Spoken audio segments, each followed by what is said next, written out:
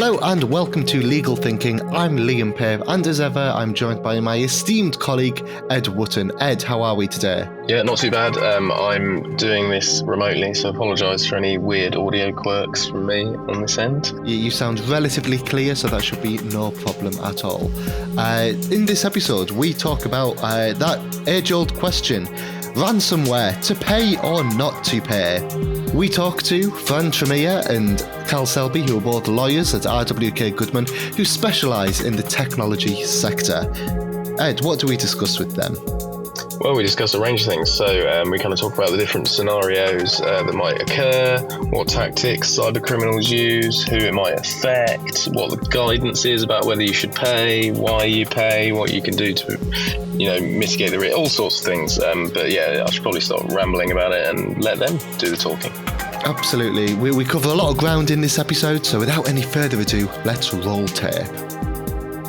Okay, so obviously here today to chat about to pay or not to pay when a business is subject to a ransomware attack or some information stolen. Can either of you, Fran or Carl, perhaps just talk about the different scenarios involved in this kind of cyber attack? Yeah, sure. I can pick that up. I think there's two key scenarios. There are obviously lots of variations on these, but the main scenarios are either a ransomware attack, and that's where someone's computer system gets infected by malware that's unlawfully attempting to encrypt files on their computer system. So typically that would be a server that a business operates, and they then just simply can't access the files on their computer system. And then obviously the cyber criminals go away and try and get a ransom from that business so that they get a key to unencrypt the data that's been encrypted on their own system. And in the worst case scenario, that can sort of basically mean that a business wouldn't be able to operate at all if they were locked out of all of their systems as a result. And the second sort of scenario is where a cyber criminal has unlawfully accessed information from a host computer system. They've taken that onto their own systems and then threatened to publish that information unless a payment has been made to the cyber criminals. And they say when they're threatening those things that they will not release the information if the payment's made. So they're the two basic scenarios. And what are the common tactics that people will use to conduct some cybercrime? So the common tactics are, well, there's lots of them, but the most common ones are a phishing attack. I'm sure everyone's had emails attempting to extort personal data from them, whether that's a link to a website where you might put in or it mimics another service where you've got to log in so that you put your username and password in, which then discloses the password to the cyber criminals. There may be other cyber criminals who will do what try and exploit remote access. Obviously, lots of businesses have remote access IT systems, so they will scan ports on domains to try and find ones that are open that they can exploit to get access to the computer systems of that business. They may try and access privileged accounts, so administrator accounts or accounts that have a higher level of access to allow for maintenance, updating, and just general setup by either phishing or by trying to steal the login details for those accounts. And I think probably the most common one at the moment is they're trying to exploit known software or application vulnerabilities. So they will look for systems that haven't got the latest patches on them, that means that they can get access without needing any of the things I've just mentioned in terms of account credentials, etc. And they might do that by looking at for old legacy systems. You'd have heard of the sort of WannaCry malware that went around the NHS, and part of that was because there were vast swathes of the NHS system that still ran on Windows XP at the time, which was a very old application or operating system at that stage, which hadn't been patched for certain security updates. They're also looking for vulnerabilities that are not known yet. So the ones that haven't been patched, they will be looking to exploit vulnerabilities, in particular in operating systems, whether that's on a server or a device, to allow them access to be able to encrypt files within that system. And a lot of these tactics aren't necessarily targeted at particular businesses. They might be, but some of the malware will just circulate round. It'll be attached to an email or behind an email link where it's just looking to get to absolutely anyone that it can do, in the hope that there'll be someone who's willing to pay a ransom behind it. And if you spread that far and wide enough, you might catch a fish. Yeah, I was going to say there's obviously platforms out there that lots of people have different either personal or business access to, that I suppose if you find a vulnerability, you just get in and you can kind of roam around and see what you find, I guess, is the situation. Yeah, and I think, Fran, we've found with a couple of clients that they've been subject to a phishing attack, so they'll have given up access to their password, and then the cyber criminals will use that password to get access to, say, a mailbox in the first instance, but there may be an element of them trying to understand what the rest of the infrastructure is, and then checking whether that password works against the other applications. So that's one way of getting in, and then they'll look for, if you've got, say, Microsoft 365 and you're running your emails on that platform, then they'll be looking at what vulnerabilities does Microsoft 365 have and how can they exploit them. I guess it might sound like this is relevant, and it obviously is relevant to any and all businesses, but is there any particular sector that it affects more than others? All businesses and organisations should be live to this risk and the impact that it could have on them. I think there are statistics that say financial services and health and social care are more at risk. I mean, Carl's already touched on that with the WannaCry attack on the NHS. And I think the statistics show that those sectors are particularly at risk because of the categories of data that they process, such as special category data, financial information, medical information in the case of health and social care. But professional services firms such as lawyers and accountants are also at risk. There's a lot in the press at the moment about the Allen and Overy ransomware attack, and there have been previous firms of that nature subject to them, which the legal press has picked up on. Hospitality businesses and other kind of large consumer-facing businesses where they can get as much data as they want, these criminals are probably the most at risk. But I think all organisations should be vigilant. Yeah, just to add to that, I think that if you look at where, I'm not entirely sure if they've actually paid the ransoms or not, but if you look at where they get raised in the press, there's obviously been things recently where, say, MGM, the big gambling company in Las Vegas, and elsewhere in the US, they've had an issue where they were subject to ransomware, and it took down the whole of their casino floors in terms of running slot machines, etc., and access to their hotel rooms and all sorts of things. So I think it's anywhere where there's particularly sensitive data, as Fran said. Obviously, lawyers and accountants hold a lot of confidential information about their clients that they'd be very keen to protect.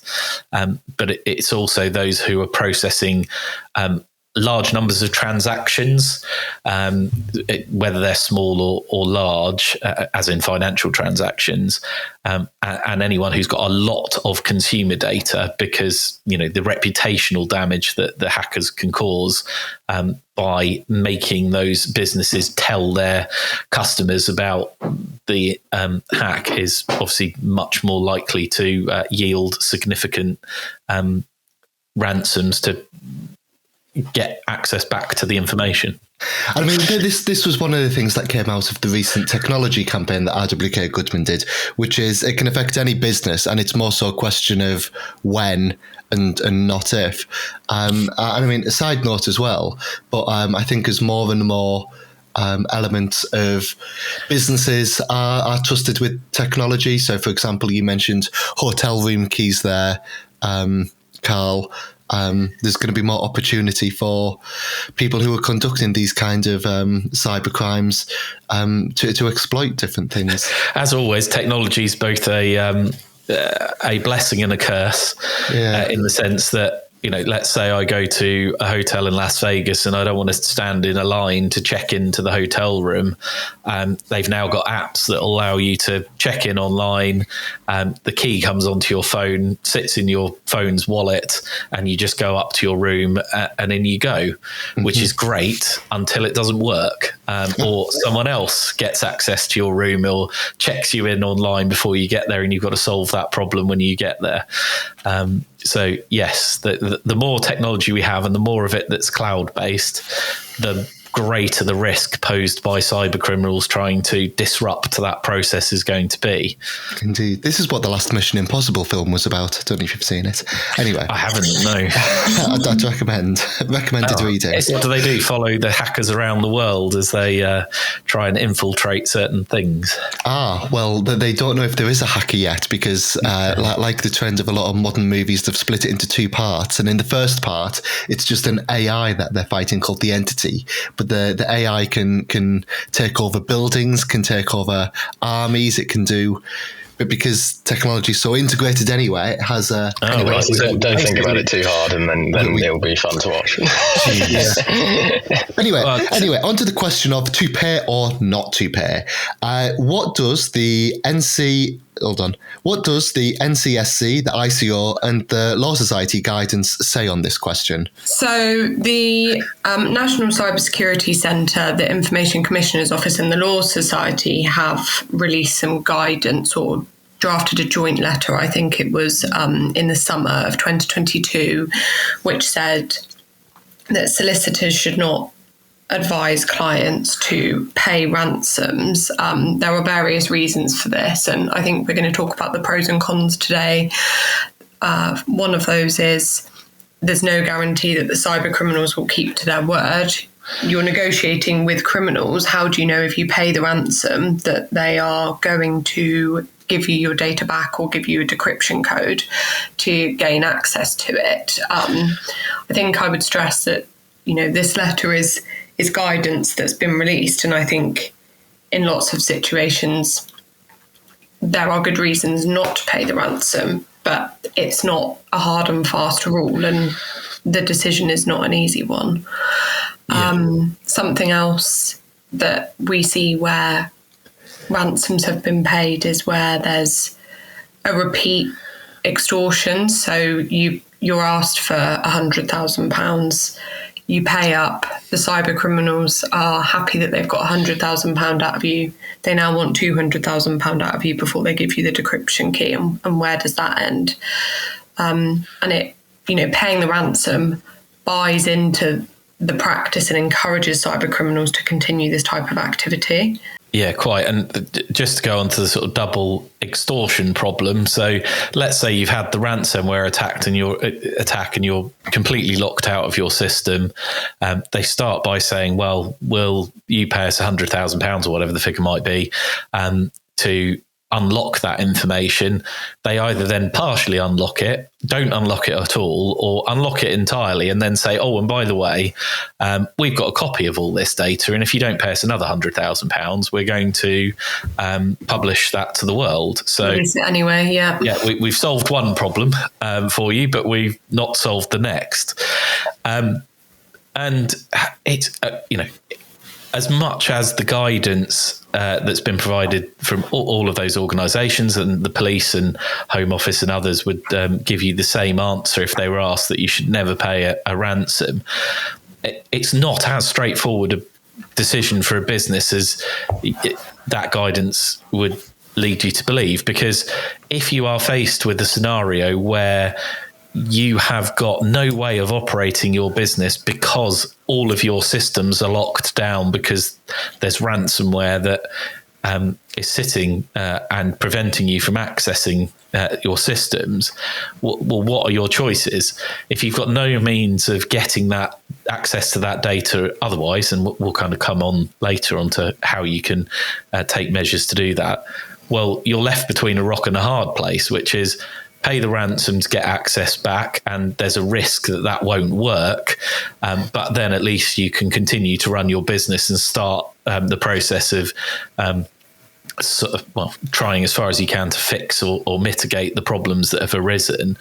Or you sit there and either look for a technical solution, which may take some time to develop. And in the meantime, you can't do anything. So you're losing money either way.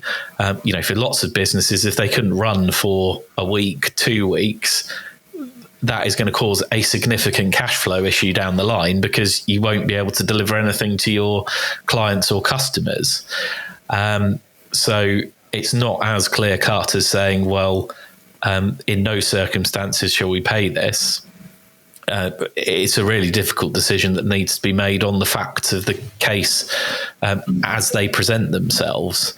But yeah, I kind of see why certainly government-backed organisations or public authorities want to discourage the practice because, what are cyber criminals looking for? They're looking to get as many ransoms as they can. If there becomes a practice of just paying them to get the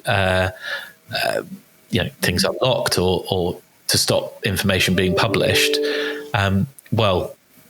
they will just continue to do it because in reality, law enforcement isn't very good at tracking down these cyber criminals because they're all over the world. They're using very sophisticated methods to protect their identity from anyone who's trying to track them. And even if you do identify them, they may be in jurisdictions where the government or law enforcement agencies aren't realistically going to take any action. So that's a potential problem. In these instances, we're talking about cyber attacks here, but these are also forms of data breaches. And when you are a victim or have been subject to a data breach, it's all about what can you do to mitigate the breach, particularly from the Information Commissioner's Office perspective. And I think in the instance of paying a ransom, it's not a mitigation measure. So if you pay where you've lost control of the data, even if you do get it back, which we've already touched upon is not always a guarantee, the ICO's guidance is that you should still consider it to be compromised. Someone has still had access to it. Someone has still potentially retained a copy of it to release elsewhere. So paying the ransom to make sure that you can get it back doesn't actually necessarily give the data any greater protection. And equally, if you you pay the ransom to get access back to your own systems and they unencrypt it, you have still had a data breach at the point it was inaccessible, even if it's for a short period of time. And the ICO in particular have been very clear that they won't consider that either a mitigation measure or an appropriate measure to restore the data for the purposes of then looking at that breach and working out whether there's any enforcement action that they will take as a result. There are practical steps, for instance, that you can take that they would suggest over and above paying the ransom. Things like making sure that you are trying to restore from backups or create new versions of your systems and restoring data that way. We've kind of talked about why people might pay, because you gave the example of the MGM casinos and they're running loads and loads of transactions. Someone gives them stops it. They've got a real problem. They might feel they need to pay. So I think we kind of covered that topic. But in terms of what people can do,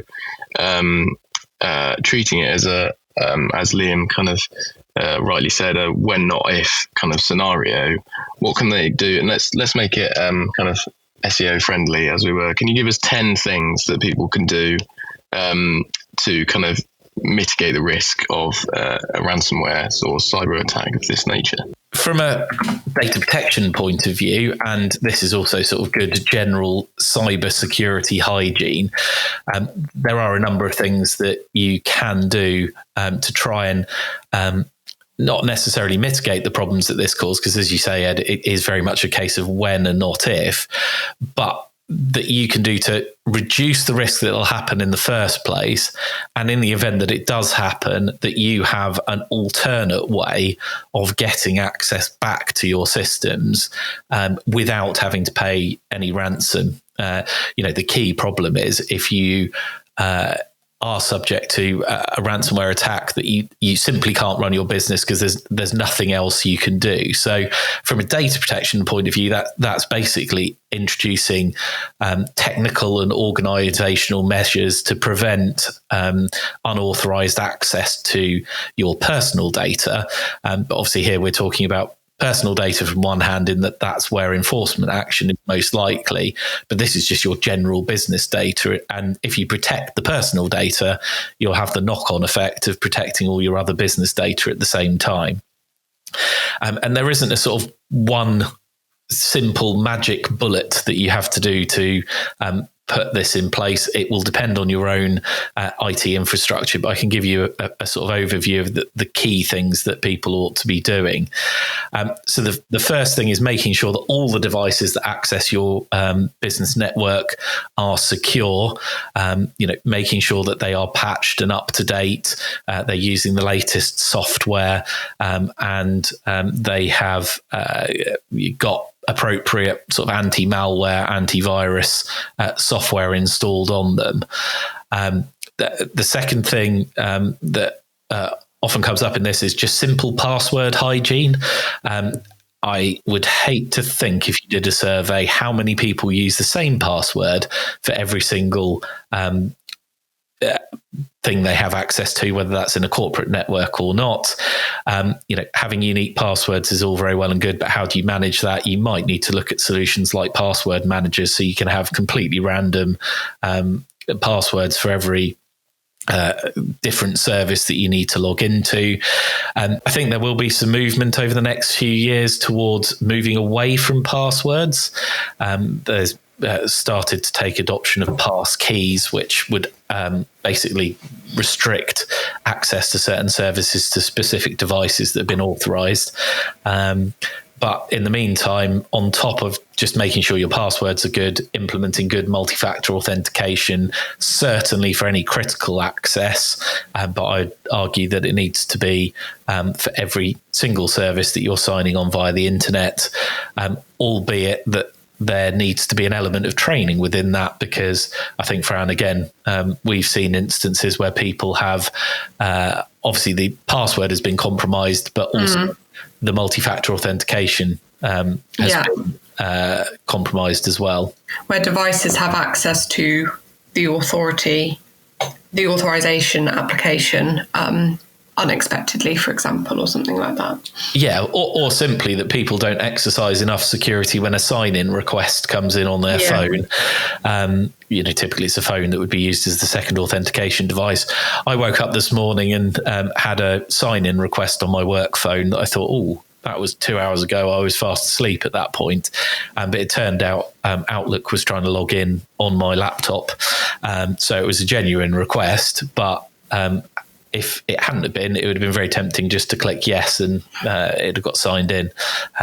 So that users exercising caution is going to be useful.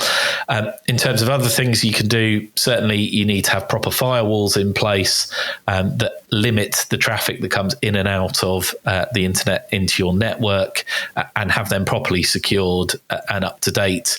Something that your IT specialist would need to help you with. Making sure you have things in place like network isolation, so that only the things on all the devices and servers, etc., on your network only talk to the other bits of the network that they need to, so that if malware gets into one device, it doesn't spread easily across the whole of your infrastructure. In terms of just securing the data, obviously making sure it's encrypted both at rest and in transit will help. Making sure that you have secure remote access, so any point of ingress into your network has got proper security on it will definitely help. One thing that I think very often gets forgotten in this is making sure that you have an adequate threat and risk assessment in place. Yeah. So looking at where the potential points are and then addressing the risks that are identified in that. And that might be through doing things like penetration testing to work out where there are open ports on the network that don't need to be there, and making sure then you action those risk assessments to plug any gaps.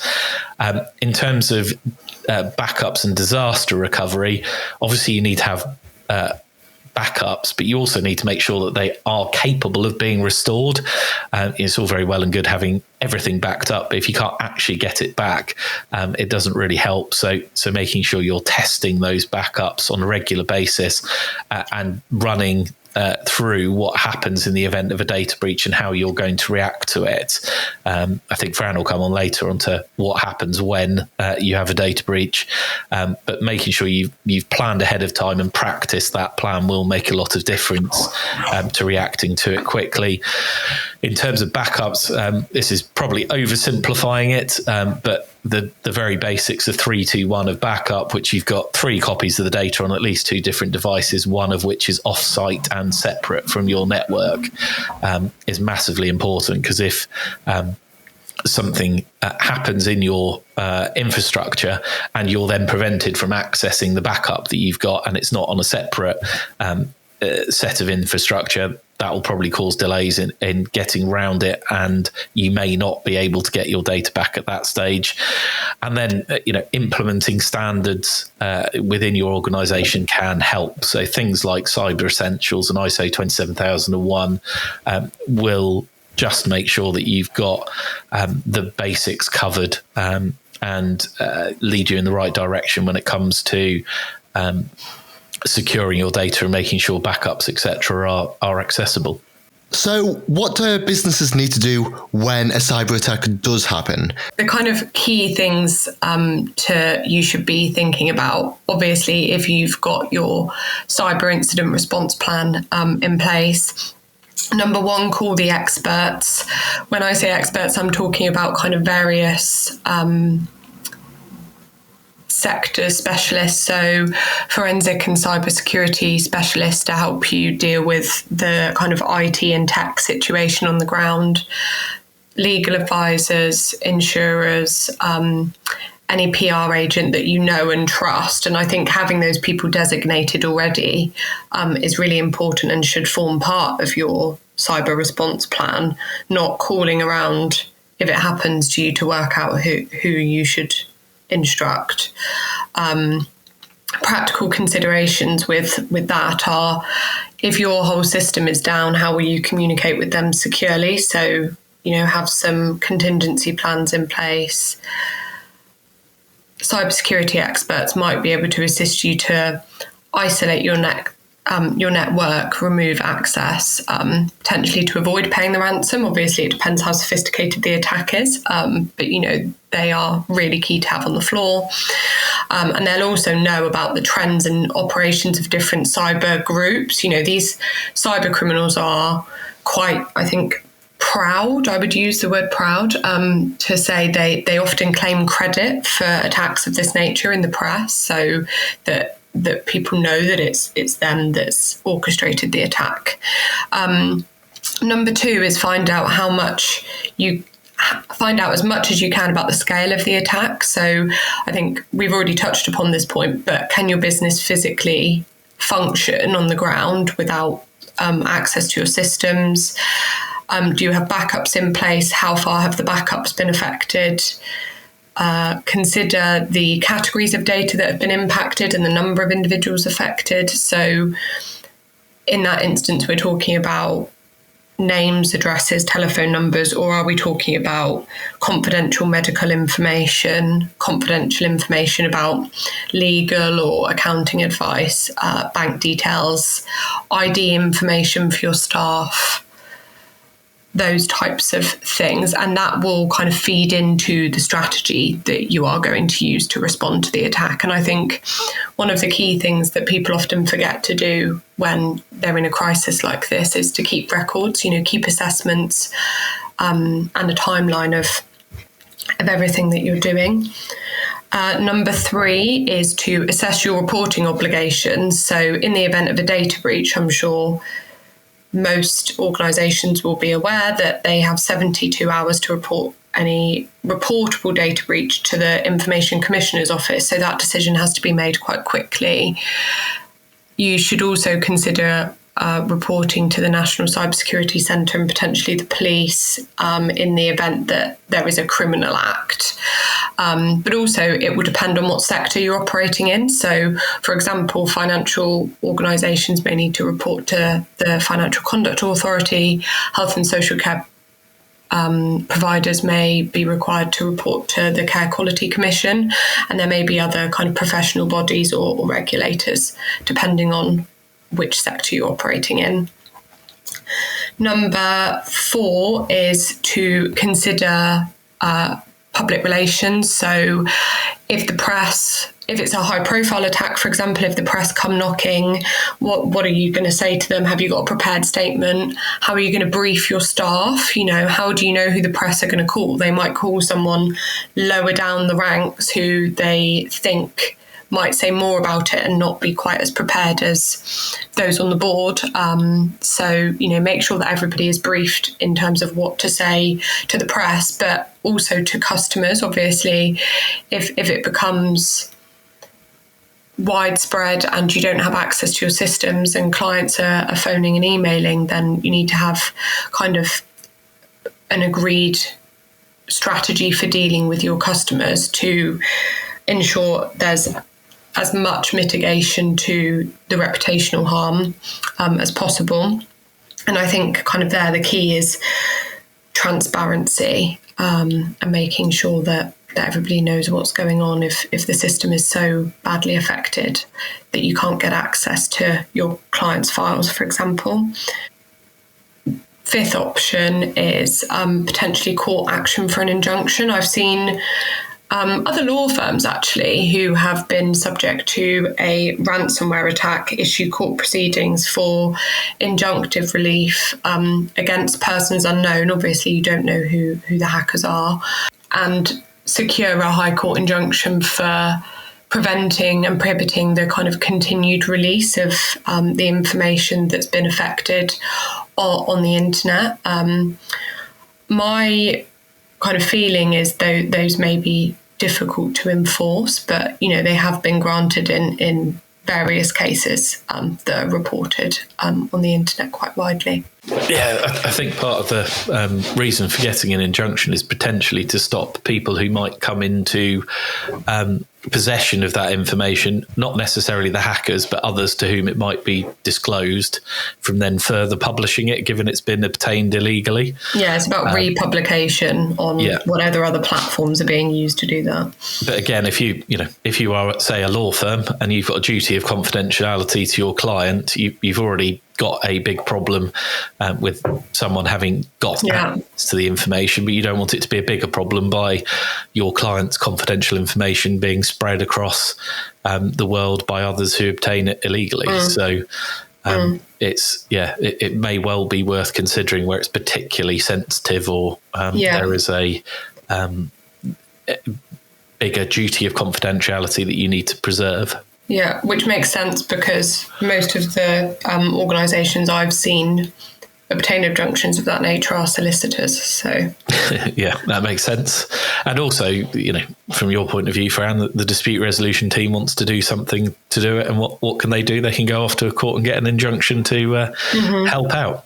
Yeah. And I think, it's important to kind of stress that injunctions attract, if you breach an injunction, it's contempt of court, so that's imprisonable by it's an imprisonable offence, and potentially also so you can be subject to a fine as well. So, if you are republishing the information that the hackers or the cyber criminals have obtained, then you need to be aware of that risk to you. And if you're put on notice, then it's the kind of weight that attaches to the breach of an injunction, I think, should encourage people to take that republication or use of the data seriously. Yeah, so time is marching on, so I just wanted to see if there was anything else that you've kind of discovered through your work that people might need to know about with regards to ransomware attacks. I think the notion of ransomware as a service is quite an interesting one. So this is an illegal business model whereby developers of ransomware are detached from the actual attackers themselves,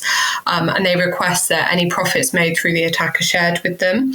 And these are quite common because they are conducted by kind of less experienced attackers. So there's a lower barrier of entry and therefore they're easier to carry out.